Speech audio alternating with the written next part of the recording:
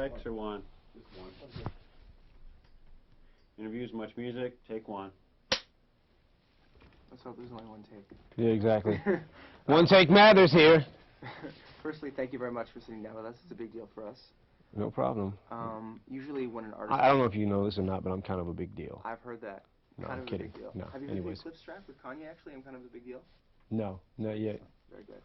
I'll make sure I check it out, though. Check it out. Because it must be about me. It must be about you. No, I'm kidding. Anyways.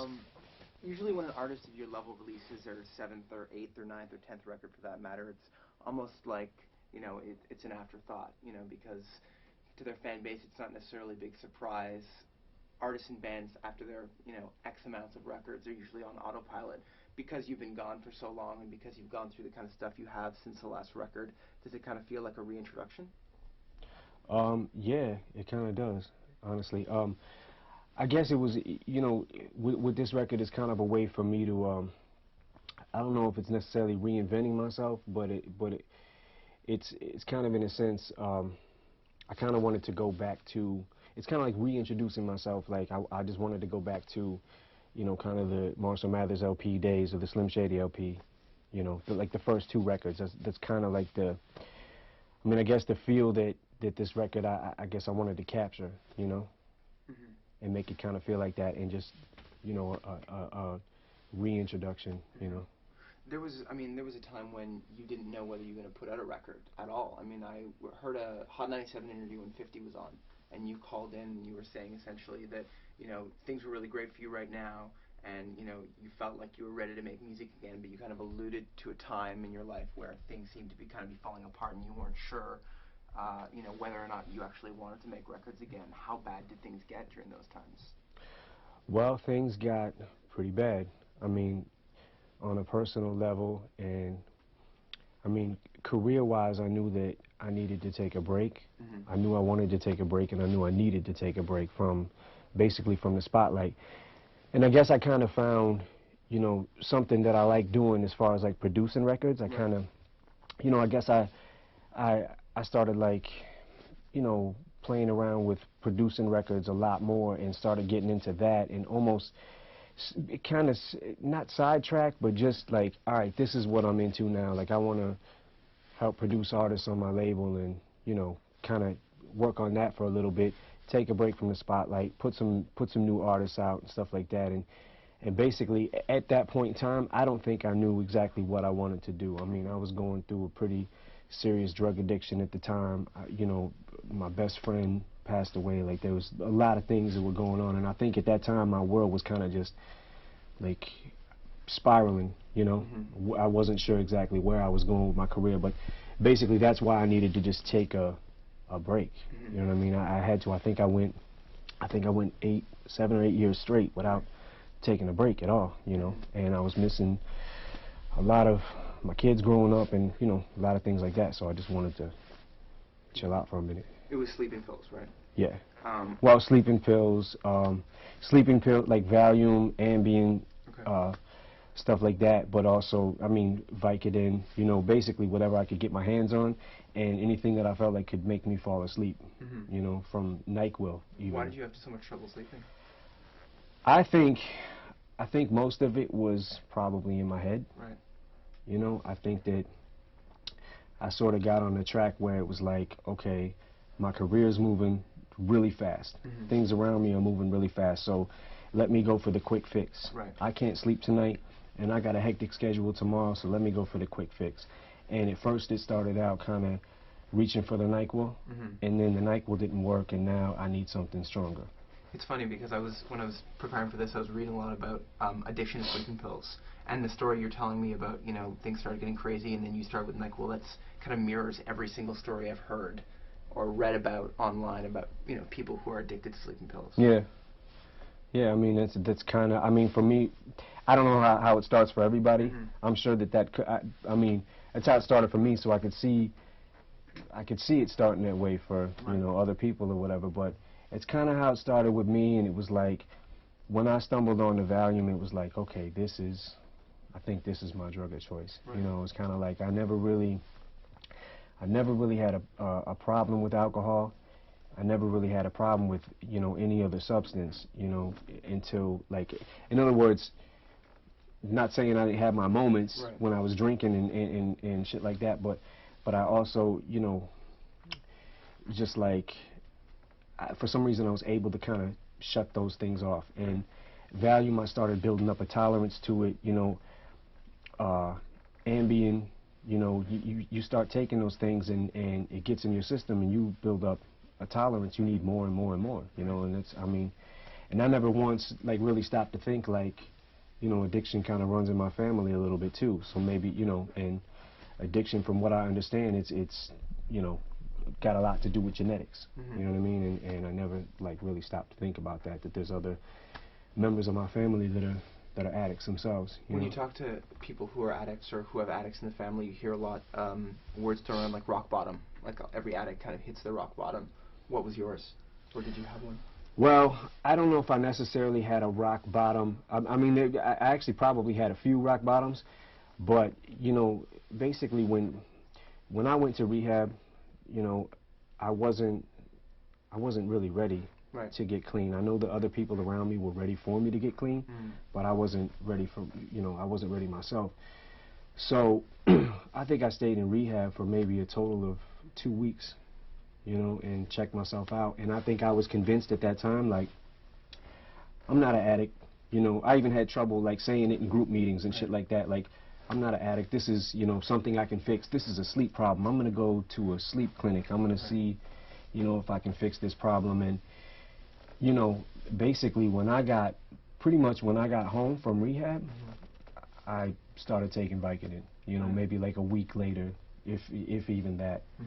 And, you know, one drug leads to another, you know, and in addiction, like, if you really want to get sober, you can't do anything.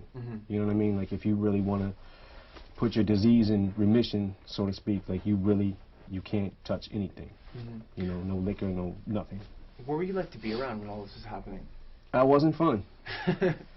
I mean, maybe to some people I was fun, you know. I'm sure maybe I was the life of the party to some people. But, no, I was real moody, real kind of self-loathing, you know, kind of like, you know, everything, woe is me. And I think I just went into this, like, really dark place, you know, and I just couldn't, it was hard for me to pull myself out of, you know. Well, it certainly, you can definitely, we heard some of the record, and you can definitely kind of hear some of that on the record, and we talk about that dark time. I just read your book, and you talk a lot about when you were young and your Uncle Ronnie died, how you couldn't go to his funeral because you wanted to remember the man as the man and not a guy laying in a coffin. Was that kind of going through your head when you went to Prue's funeral? Well, I don't know if it was. I think that at that point in time, all I could think about was, you know, what happened to Proof at that moment. I didn't really think, like, it didn't really bring me back to that time period. It was kind of like I was, you know, stuck in that moment, and at that moment, it just seemed like my world was ending. You know, that whole time period was the darkest place that I ever went into in my life, you know. And, you know, I took it hard, you know. I took it pretty hard. I think when you hear a lot about, you know, tragic events and when terrible things happen to the friends of somebody, or you know, your best friend dies, you hear a lot of people talking about the first step kind of moving past it is kind of forgiveness. I mean, have you been able to forgive the person who killed Proof? I mean, are you there yet? I don't know if I've actually really thought about that. I kind of like the way that I've been able to kind of deal with it, and like I guess the healing process for me is that I guess to kind of stop beating myself up over the fact of, you know, thinking like if I would have talked to him maybe that day, he wouldn't have went to that club. If I would have, you know, if I just would have, maybe if I would have been with him, you know what I mean? Those were kind of the thoughts that were going through my head, and you know, I had to just learn to let that go. Like, nothing, no matter what, nothing I say is going to bring him back. You know what I mean? And I had to, like, really learn to accept it and deal with it and learn how to I don't know if I've accepted it fully, but I'm able to deal with it Mm-hmm. a little better. You know what I mean? How much of that contributed to the fact that we haven't heard from you in a long time? A lot. You know, I mean, like I said, when that happened, between the, you know, the pills I was taking, Right. you know, which are pretty much all mood suppressants, you know what I mean, and that happening, that's kind of like when I started like really spiraling, you know, and just, I mean, I had a drug problem already. Right. I had an addiction I was dealing with already. When that happened, I think it was kind of a thing went off in my head, just like, fuck it. Right. You know, I might as well take more, you know what I mean? Like, maybe this will help me get through, you know? And the truth is, you know, it didn't help, you know? When you look back in your career now, I mean, it's been, I guess, a better part of 10 years now. You're kind of allowed the idea of retrospect now that you're able to look back. I interviewed Marilyn Manson about 1.5 years or 2 years ago, and when you guys were starting to really blow up, you didn't have, you know, necessarily parallel careers, but you were both, you know, on the same track of, you know, being vilified by the U.S. government, being, you know, vilified by the media. You had parents groups, you know, against you guys. That was fun. Yeah. Fun times. Well, I wonder about that. I mean, we talked about the idea of him maybe waking up one morning and saying, you know what, I don't want to be this guy anymore, because it's a pretty self-destructive way to live. And I kind of wonder, as somebody who's made a career on being controversial, sometimes on purpose, do you ever have those days where you just think, I don't want to be that guy anymore, I don't want to be this guy anymore? Never. Never. Never. Where does that come from? I don't know. I guess I'm just a fucking jerk. Nah, I mean, I don't really, I mean, there were times where I kind of, I think like during the second album, like during the Marshall Mathers LP, I think there were times that I felt like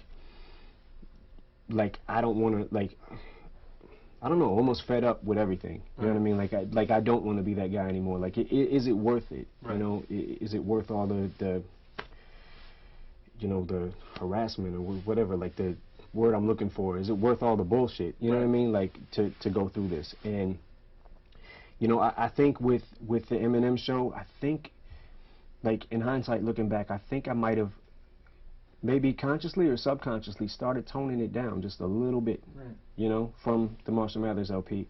And, like, as it got into Encore, I kind of toned it down a little more. And then, you know, with Curtain Call, the last album, technically, I guess, or whatever, I kind of really toned it down. And maybe when I'm gone, like, you can really hear, if you listen to that record, you can hear, like, a lot of the stuff that I was going through at that particular time. It was just like, you know, I mean, I still, when I listen to the record, I like it. You know what I mean? Because it captured a feel for me. But it also was like, when I look back at it now, I'm like, that was a little self-loathing on my part, you know what I mean? That's I guess that was what I was going through at the time. And as an artist, that's what you do, is what you know, you write about that. But now, I think that, you know, I kind of, like I said, I kind of went back to the concept, the original D12 concept, you know, Proof, his idea of just like, we need to just talk about the most bizarre, off-the-wall, ridiculous shit that we can think of, and say it. Things that people would never say, you know what I mean? So I'm kind of like back on that now. So I might be that guy again. I don't know. Right. We gotta wait and see. We talked about kind of the legacy aspect and, you know, maybe looking back in retrospect in your career. When you listen to the Marshall Mathers LP, or when you listen to stuff from 10 years ago, do you still relate to that person? Oh yeah, I definitely relate to that person. I mean, there's a certain tonality of that record, like an overall tone of my voice and an overall tone of the you know, those records that is like, I think back, like, kind of, it seemed like the more vilified I felt like I was becoming, or that I got, the more, I guess, the more of a villain I wanted to become. And I listened to those records, and I listened to how angry I was, and it kind of, you know, it puts me back in a place where it was like, I guess I was, at that particular time, I was kind of the underdog, you know, coming up in the rap game that, you know, was just, I mean, I was the underdog, you know, there's not really a better way to say it. And, I don't know, it's just when I listen to those records, I'm like, wow, I was pretty pissed. Right. You know, but. Can there be an Eminem record when things are going good? Because it seems like things are going really well now. You seem to be in a really great place. You know, you were talking about being sober. Can there be an Eminem record with you being happy and it? There can be an Eminem record with me being happy. You know, there can't really be a happy Eminem record. Right. You know what I mean? Because that wouldn't really make sense now, would it? No. But yeah, I mean, like as far as things going okay in my life and good in my life, like yeah, that's, you know, that's true. But like when I make music, you know, I mean, my music is my music. You know, it's my art, and it's kind of like, you know, just. I don't know. It is what it is. It's interesting to me to kind of watch your videos, and you know, even in the latest video, you're hitting on like Kim Kardashian and Jessica Simpson. When you see these people, I mean, what are they excited about the fact that you're kind of talking about them in their records? I mean, I haven't seen them yet, but I'm sure that they're flabbergasted. Right. No, I don't know. I don't know. I haven't seen them, but you know, it is what it is. I think that you'd probably think that people would just be used to me by now. Probably. You know what I mean? Maybe. Yeah. Maybe. If not, fuck them. I want to talk about the city of Detroit because it kind of puts things into context for the record, and then obviously for you because you're from the city. Obviously, Detroit has kind of bore the brunt of everything that's kind of going on in the world and in the States right now. You had that kind of open letter to Detroit. What's the mood like in the city? I mean, for somebody who's grown up here, and you know, even 10 years ago when things were going well around the world economically, it was still kind of a gritty city to live in. It seemed like there was a recession in Detroit anyway. So, you know, what's it like living here? I mean, well, people are pissed, you know, and I can't say I blame them. People are pissed. People are losing jobs. It's messed up right now, you know. I mean, it's certainly. It's. I guess it's exactly what you said. You know, it's kind of like, it's. You know, it does kind of feel like I think Detroit is taking a brunt of like a lot of, you know, what's going on, the recession and everything. But, you know, I mean, all I know to say is that, you know, Obama's giving us hope, you know what I mean? And, I mean, that's really all we got right now. Right. You know what I mean? Is hope to be able to get out of this, you know? But the mood in the city, I mean, we were driving in from Windsor, and I mean, it's, when you look at the downtown core of Detroit, it's, I mean, there are skyscrapers that are abandoned. It almost feels like, you know, post-apocalyptic. I mean, living here must be different. I mean, living here, you must feel differently than, you know, just looking from the outside in. Well, my personal opinion, I mean, I love living here. I've lived here all my life, and I'm just comfortable. You know what I mean? I'm comfortable with just, I mean, some people may think that it's, you know, it's fucked up when you come here. You know what I mean? Like, oh, look at this city. It's so run down. I mean, but I love my city. This is where I come from. This is what, you know what I mean? I'm used to it, you know? So I guess I don't really see, when other people look at the city and they talk about it, maybe I'm just kind of tunnel vision, you know? Like I love the city. And of course, yes, I want things to get better. You know what I mean? But. I want to talk about the friendship with T.I. at this point. I saw an interview online where he was talking about how you guys call each other and give each other advice. How did that friendship begin? Well, that friendship actually started like I think the first studio session we had together, we just, you know, kind of clicked. And the way he works and the way I work are kind of similar, and you know, also he's just a cool dude. You know what I mean? Like, it's just there's no bullshit. There's no, you know, he doesn't like. He's very much like me in the sense of just our personalities are real similar. You know, just regular people. You know, and that's kind of what I seen him as. And we just, you know, started shooting the shit and just developed a relationship through that and just exchanged numbers, and you know, been calling each other ever since to, like, you know, just talk or whatever. You know. And I know he's went through a lot, you know, in the past couple of years too. So. Yeah. Well, when his friend was killed, he's talked a lot about the idea that he went through, he became paranoid all the time, and that's kind of why he ended up getting picked up and is subsequently going to be in jail for a year. Did you go through that as well? Did you go through a similar kind of feeling paranoid or, you know, feeling like that? No, I didn't really go through that same feeling. I went through. You know, just experiencing the loss was big enough for me. You know, me and T.I., like, especially at that time period, we're living two totally different worlds. You know what I mean, when it comes to that, in that sense. But you know, I just felt like sad. You know, I wasn't really paranoid. I mean, I was angry too, I guess, you know. I was angry, but, you know, I didn't really go through a period where I felt like anybody was out to get me or anything like that. Yeah. We're gonna have, we got about 2 minutes left. Sure. Fantastic. Just one last question. Obviously 8 Mile was a huge success. A lot of people have been kind of anticipating maybe more movies from you. Is that something that's going to happen? Maybe. Okay. I certainly still have my hat in the ring, you know, when it comes to movies. I just, you know, I've been doing the thing with the record, with these 2 records, like the past, you know, like the past almost year, pretty much. So, but yeah, I definitely would do something, you know, if we found the right script and everything seemed right. I'd definitely do it. But at this point, music is the priority. Well, music is the priority right now. Yeah, definitely. You know, with these 2 albums and, you know, Dre's album, like I'm just like really focused on like trying to work on these things and get these out the way. But like I said, my hat's still in the ring, so catch. Fantastic. Thank you, sir. Thank you. Appreciate your time. Thank you. All right, Appreciate it. Thank you. Yep. Let's do one more question to talk a little bit about the album, to talk about Sure. I just dates, wanted to, that kind of stuff. Sure. Just one question. I want to know spark. What was the spark that got you and Dre back in the studio, and how the production was a little different? Because what I understand is he took hold a little more of the production on this one, right? Okay. So talk about that. That'd be cool. Yeah. I mean, go ahead. I mean, obviously you talked about the idea that, you know, you might not ever make a record again. What got you back in the studio? Well, me and Dre actually, we had a trip planned to Florida, like last year, I think like last June or something like that, June, July. And we had planned a trip to get in the studio. Now, I had a pretty bad case of the writer's block, like the past, you know, 3 years before that. And it was, you know, I mean, not writer's block in the sense that I couldn't write anything, but writer's block in the sense of everything that I was writing was, you know, for me, I felt like it was just not up to par.